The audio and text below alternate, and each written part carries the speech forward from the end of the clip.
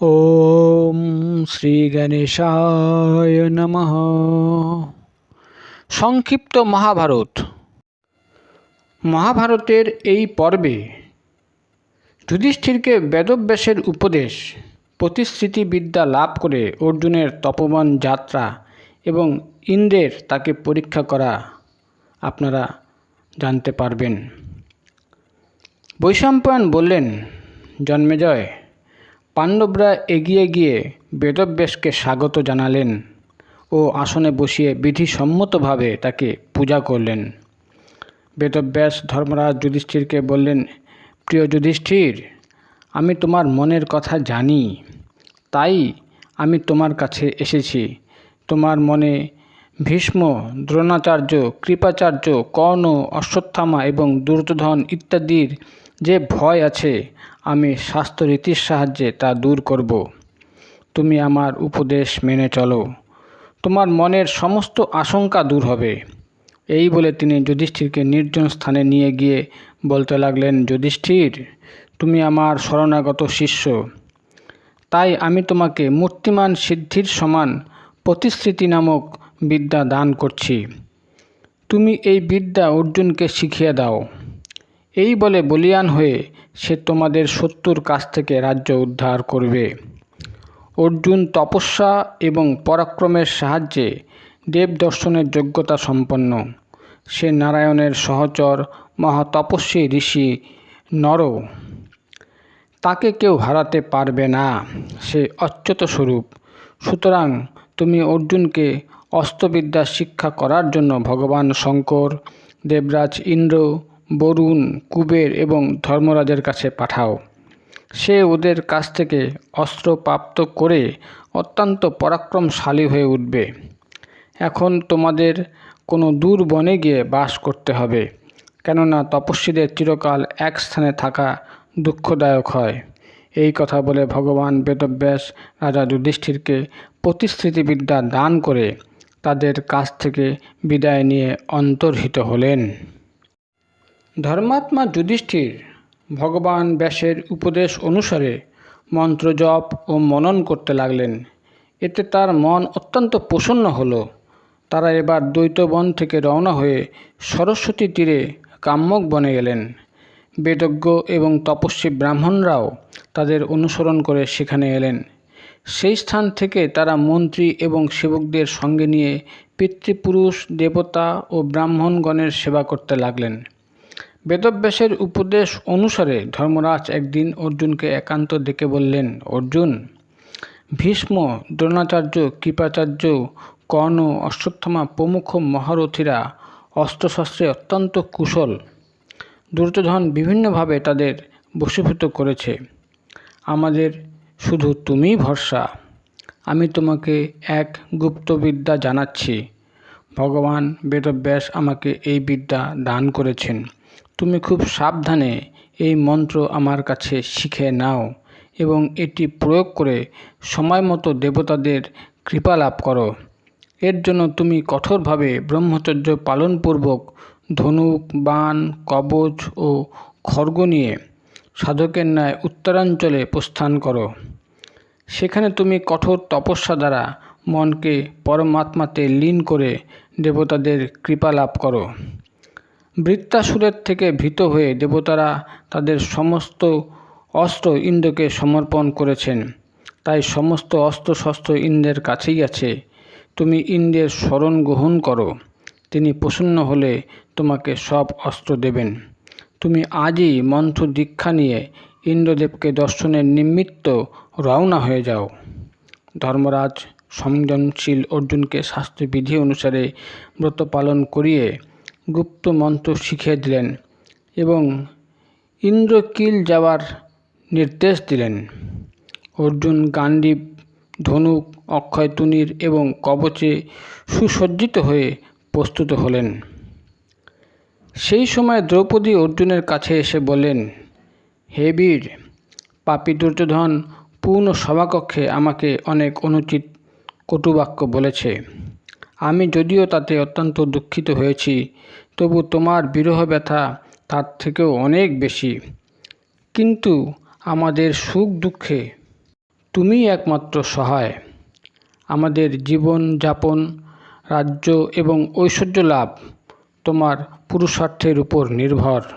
তাই আমি তোমাকে যাবার উৎসাহ দিচ্ছি এবং ঈশ্বর এবং সমস্ত দেবদেবীর কাছে তোমার কল্যাণ ও সাফল্য প্রার্থনা করছি।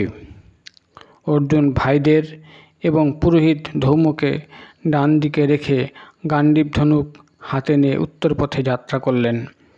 পরম পরাক্রমী অর্জুন যখন ইন্দ্রকে দর্শন করার বিদ্যা লাভ করে পথ চলছিলেন, তখন সকল প্রাণী তার রাস্তা ছেড়ে সরে যাচ্ছিলেন। অর্জুন এত দ্রুত গতিতে যাচ্ছিলেন যে একদিনে তিনি পবিত্র এবং দেবসেবিত হিমালয়ে গিয়ে পৌঁছলেন। তারপর তিনি গন্ধমাদন পর্বতে গিয়ে অত্যন্ত সাবধানে রাত দিন পথ চলতে চলতে ইন্দ্রকিলে পৌঁছলেন। সেখানে তিনি এক কণ্ঠস্বর শুনতে পেলেন, দাঁড়াও। এদিক ওদিক তাকিয়ে অর্জুন দেখলেন একজন তপস্বী বৃক্ষছায়ায় বসে আছেন। তপস্বীর দেহ কৃশ হলেও তাতে বজ্র তেজ চমকিত হচ্ছিল। সেই জটাধারী তপস্বীকে দেখে অর্জুন দাঁড়িয়ে রইলেন। তপস্বী বললেন, ধনুক, বাণ, কবচ ও তলোয়ার ধারণকারী তুমি কে? এখানে কি প্রয়োজনে এসেছ? এখানে অস্ত্রশস্ত্রের কোনো কাজ নেই। শান্ত স্বভাব তপস্বীরা এখানে থাকেন, যুদ্ধ বিগ্রহ হয় না। সুতরাং তুমি তোমার ধনুর্বাণ ফেলে দাও। তপস্বী মৃদু হাস্যে এই কথা বললেও অর্জুন তার মত পরিবর্তন করলেন না। তিনি স্থির করেছিলেন যে অস্ত্র ত্যাগ করবেন না। অর্জুনকে অবিচল থাকতে দেখে তপস্বী মৃদু হাস্যে বললেন, অর্জুন, আমি ইন্দ্র, তোমার যা ইচ্ছা আমার কাছে চেয়ে নাও। অর্জুন দুই হাত জোর করে ইন্দ্রকে প্রণাম করলেন এবং বললেন, হে দেবরাজ, আমি আপনার কাছে সমগ্র অস্ত্রবিদ্যা শিক্ষা করতে চাই। আপনি আমাকে এই বর দিন। ইন্দ্র বললেন, তুমি অস্ত্রবিদ্যা শিখে কি করবে? মনমতো ঐশ্বর্য চেয়ে নাও। অর্জুন বললেন, আমি লোভ, কাম, দেবত্ব, সুখ অথবা ঐশ্বর্যের লোভে আমার ভাইদের বনে ছেড়ে দিতে পারি না। আমি অস্ত্রবিদ্যা শিক্ষা করে আমার ভাইদের কাছে ফিরে যেতে চাই। ইন্দ্র অর্জুনকে বুঝিয়ে বললেন, হে মহাবীর, ভগবান শঙ্করের সঙ্গে যখন তোমার সাক্ষাৎ হবে তখন আমি তোমাকে আমার সমস্ত দিব্য অস্ত্র প্রদান করব। তুমি তার সাক্ষাৎ লাভের জন্য সাধনা করো। তার দর্শন লাভে সিদ্ধ হলে তুমি স্বর্গে আমার কাছে আসবে। এই বলে ইন্দ্র অন্তর্ধান করলেন। জন্মেজয় জিজ্ঞাসা করলেন, পূজ্যবর, মনস্বী অর্জুন কি প্রকারে দিব্য অস্ত্র লাভ করলেন? আমি বিস্তারিতভাবে সেই কথা শুনতে আগ্রহী। বৈশম্পায়ন বললেন, জন্মেজয়, মহারথী এবং দৃঢ়বতী অর্জুন হিমালয় লঙ্ঘন করে এক বৃহৎ কণ্টকপূর্ণ জঙ্গলে পৌঁছলেন। অপূর্ব তার শোভা, সেই শোভা দেখে অর্জুন মুগ্ধ হয়ে গেলেন। তিনি কুশবস্ত্র, দণ্ড, মৃগচর্ম ও কমণ্ডলু ধারণ করে একনিষ্ঠ চিত্তে তপস্যা করতে লাগলেন। প্রথম মাসে তিনি তিন দিন অন্তর গাছ থেকে ঝরে পড়া শুকনো পাতা খেয়ে থাকতেন। দ্বিতীয় মাসে 6 দিন অন্তর এবং তৃতীয় মাসে 15 দিন অন্তর পাতা খেতেন। চতুর্থ মাসে হাত তুলে পায়ের আঙ্গুলে ভর দিয়ে দাঁড়িয়ে শুধু বায়ু সেবন করে থাকতেন। প্রত্যহ স্নান করার ফলে তার জটা উজ্জ্বল হরিৎবর্ণ ধারণ করেছিল। বড় বড় মুনি ঋষিরা ভগবান শঙ্করের কাছে গিয়ে প্রার্থনা জানালেন, ভগবান, তৃতীয় পাণ্ডব অর্জুন দিব্যাস্ত্র লাভের জন্য দীর্ঘদিন ধরে কঠোর তপস্যায় রত। তার একনিষ্ঠ তপস্যায় সমস্ত মুনি ঋষিরা চমৎকৃত। অর্জুনের তপস্যার তেজে চতুর্দিক ধূম্রবর্ণ ধারণ করেছে। এই শুনে ভগবান শঙ্কর তাদের বললেন, আমি আজ অর্জুনের ইচ্ছা পূর্ণ করব। ঋষিরা চলে গেলে ভগবান শঙ্কর সোনার মতো ভিল মূর্তি ধারণ করে সুন্দর ধনুক, সর্পাকৃতি বাণ নিয়ে পার্বতীকে সঙ্গে করে অর্জুনের কাছে এলেন। বহু ভূত প্রেত ভিল মূর্তি ধারণ করে তাদের সঙ্গে এলো।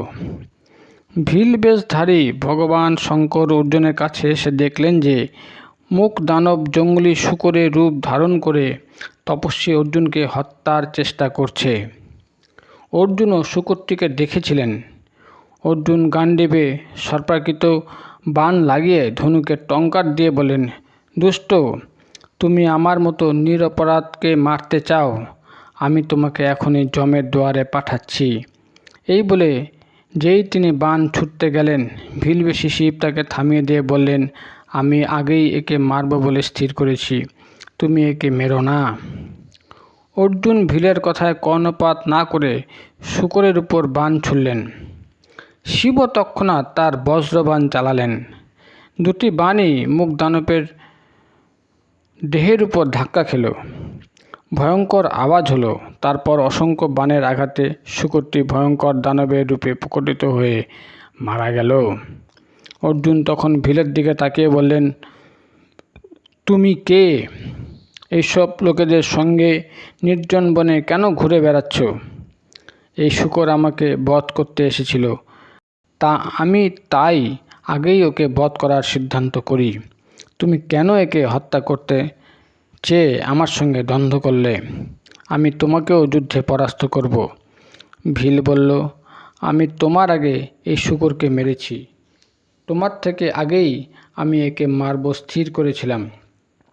এ আমার নিশানা ছিল, আমি একে বধ করেছি। একটু অপেক্ষা করো, আমি বাণ চালাচ্ছি, শক্তি থাকে তো সামলাও, তা না হলে তুমি আমার উপর আঘাত হানো। ভিলের কথা শুনে অর্জুন ক্রোধে অগ্নিশর্মা হলেন। তিনি ভিলের উপর বাণ বর্ষণ করতে লাগলেন। অর্জুনের বাণ যখনই ভিলের কাছে যাচ্ছিল, তিনি তা ধরে ফেলছিলেন। ভিলবেশী ভগবান শঙ্কর হেসে বলতে লাগলেন, নির্বোধ, মার, খুব মার, একটুকু থামিস না। অর্জুন বাণের বন্যা প্রবাহিত করলেন। দুদিক থেকে বাণযুদ্ধ শুরু হলো। বাণগুলি ভিলের বিন্দুমাত্র ক্ষতি করল না দেখে অর্জুন খুব আশ্চর্য হলেন। অর্জুন বাণ ছুড়লেই ভিল সেটি হাতে ধরে নেন। অর্জুনের বাণ শেষ হয়ে গেল। অর্জুন তখন ধনুকের কোনা দিয়ে তাকে মারতে গেলে ভিল সেটি কেড়ে নিলেন। তরবারি দিয়ে মারতে গেলে সেটি দুটুকরা হয়ে মাটিতে পড়ে গেল। পাথর এবং গাছ তুলে মারতে গেলে ভিল তা আগেই কেড়ে নেন। অর্জুন তখন তাকে ঘুষি মারতে গেলেন। ভিলও তখন তাকে ঘুষি মারলে অর্জুন মূর্ছিত হলেন। তখন ভিল অর্জুনের দুই হাত দুমড়ে মুচড়ে দিলেন। অর্জুন আর নড়াচড়া করতে পারলেন না। তার দম বন্ধ হয়ে আসছিল। রক্তে মাখামাখি হয়ে তিনি মাটিতে পড়ে গেলেন। কিছুক্ষণ পরে অর্জুনের জ্ঞান ফিরল। তিনি মাটির এক বেদি তৈরি করে ভগবান শঙ্করের মূর্তি স্থাপন করে তার শরণাগত হয়ে তাকে পূজা করতে লাগলেন। অর্জুন দেখতে পেলেন যে তিনি যে ফুল মহাদেবের মাথায় দিচ্ছেন তা গিয়ে ভিলের মাথায় পড়ছে। তাই দেখে অর্জুন বুঝতে পারলেন ভিল আসলে কে।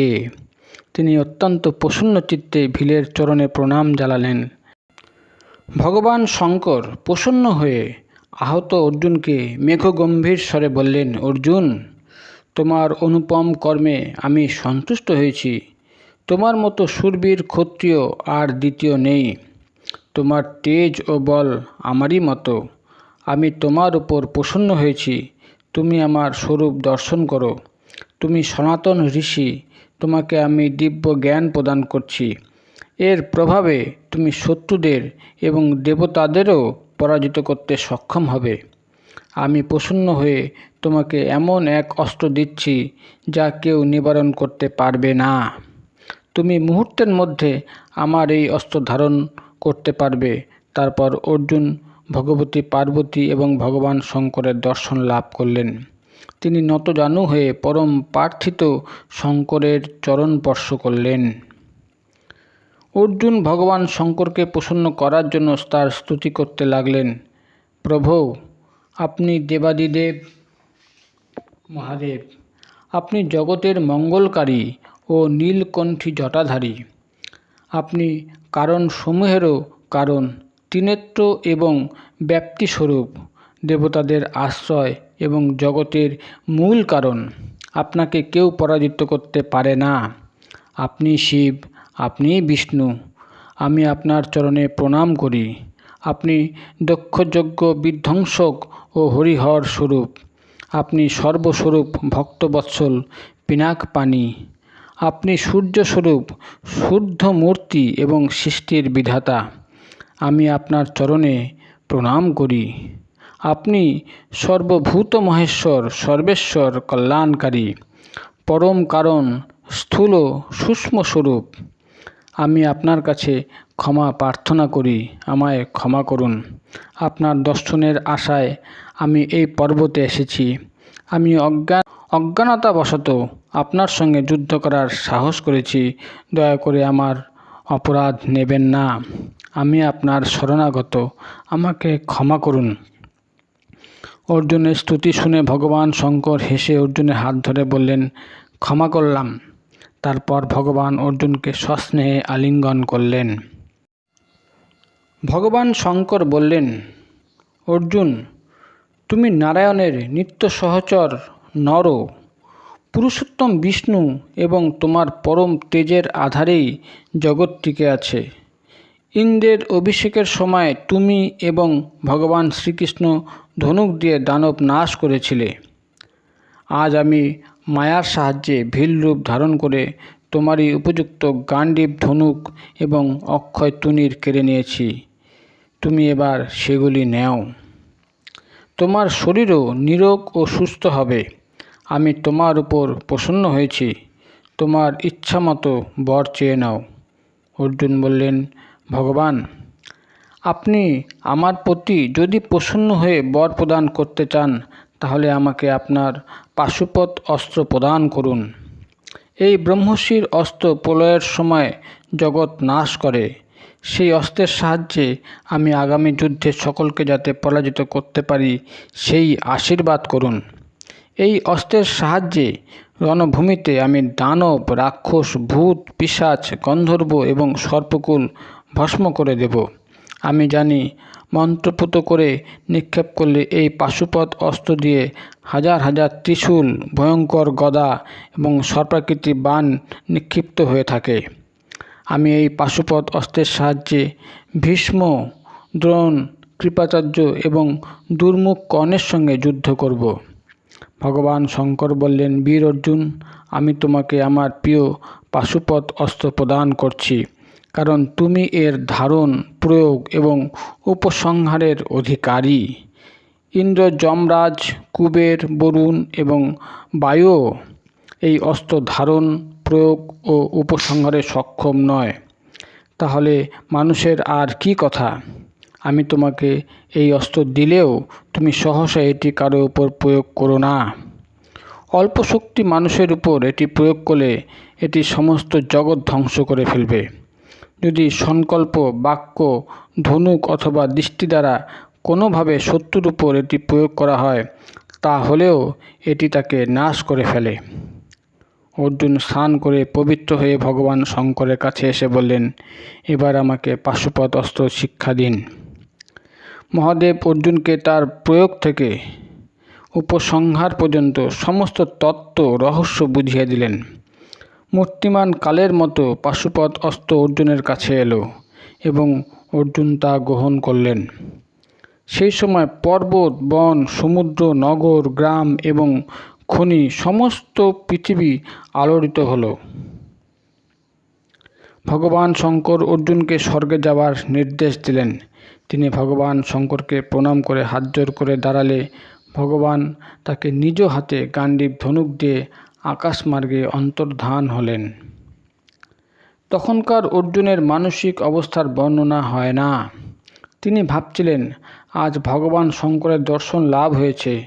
তিনি আমার দেহে তার হাত স্নেহভরে বুলিয়ে দিয়েছেন। আমি ধন্য। আজ আমার মনস্কামনা পূর্ণ হয়েছে। অর্জুন যখন এইসব ভাবছিলেন, তখন তার সামনে বৈদুর্য মুনির ন্যায় কান্তিমান জলচর বেষ্টিত হয়ে জলাধিপ বরুণ, স্বর্ণের ন্যায় বহ্নিমান ধনাদেব কুবের, সূর্যপুত্র যমরাজ এবং বহুগুজ্জ গন্ধর্ব প্রভৃতি মন্দারাচলের। কিছুক্ষণ পরে দেবরাজ ইন্দ্র ইন্দ্রাণীর সঙ্গে ঐরাবতের পিঠে করে দেবগণের সঙ্গে মন্দারচলে এলেন। তখন সকল দেবতা এলে ধার্মিক যমরাজ মধুস্বরে বললেন, অর্জুন দেখো, সব লোকপাল তোমার কাছে এসেছেন। এখন তুমি আমাদের দর্শন লাভের যোগ্য হয়েছ। দিব্য দৃষ্টি গ্রহণ করো, আমাদের দর্শন করো। তুমি সনাতন নর ঋষি, মনুষ্যরূপে অবতার গ্রহণ করেছ। এখন তুমি ভগবান শ্রীকৃষ্ণের সঙ্গে থেকে পৃথিবীর ভার লাঘব করো। আমি তোমাকে আমার এই দণ্ড দিচ্ছি, একে কেউ নিবারণ করতে পারে না। অর্জুন অত্যন্ত সম্মানের সঙ্গে সেই দণ্ড গ্রহণ করলেন। তিনি তার মন্ত্র, পূজার বিধি, নিয়ম এবং প্রয়োগ ও উপসংহারের নিয়মও শিখে নিলেন। বরুণ বললেন, অর্জুন আমার দিকে তাকাও, আমি জলাধিপ বরুণ।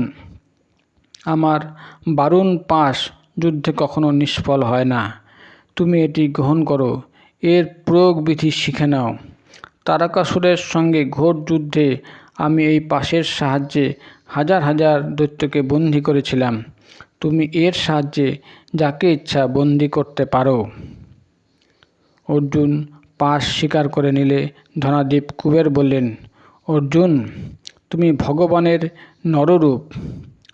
প্রথম কল্পে তুমি আমার সঙ্গে খুব পরিশ্রম করেছিলে, অতএব তুমি আমার কাছ থেকে অন্তর্ধান নামক এই অনুপম অস্ত্র গ্রহণ করো। বল, পরাক্রম এবং তেজ প্রদানকারী এই অস্ত্র আমার অত্যন্ত প্রিয়। ভগবান শঙ্কর ত্রিপুরাসুরকে নাশ করার সময় এর প্রয়োগ করে অসুরকে ভস্ম করেছিলেন। এটি তোমার জন্যই, তুমি এটিকে গ্রহণ করো। অর্জুন সেটি গ্রহণ করলে দেবরাজ ইন্দ্র মেঘগম্ভীর স্বরে বললেন, প্রিয় অর্জুন, তুমি ভগবানের নররূপ। তুমি পরম সিদ্ধি এবং দেবতাদের পরম গতি প্রাপ্ত হয়েছ। তোমাকে দেবতাদের জন্য অনেক গুরুত্বপূর্ণ কাজ করতে হবে এবং স্বর্গেও যেতে হবে। তুমি তার জন্য প্রস্তুত হও। সারথী মাতুলি তোমার জন্য রথ নিয়ে আসবে। তখন আমি তোমাকে দিব্য অস্ত্র দেব। এইভাবে সমস্ত লোকপালগণ প্রত্যক্ষভাবে প্রকটিত হয়ে অর্জুনকে দর্শন ও বর প্রদান করেন। অর্জুন প্রসন্ন চিত্তে সকলের স্তুতি এবং ফল ফুল দ্বারা পূজা করলেন। দেবতারা নিজ নিজ ধামে প্রস্থান করলেন। এর পরের পর্বে স্বর্গে অর্জুনের অস্ত্র এবং নিত্য শিক্ষা, উর্বশীর প্রতি মাতৃভাব, ইন্দ্র কর্তৃক লোমশ ঋষিকে পাণ্ডবদের নিকট প্রেরণ আপনাদের গল্পের আকারে পড়ে শোনানো হবে।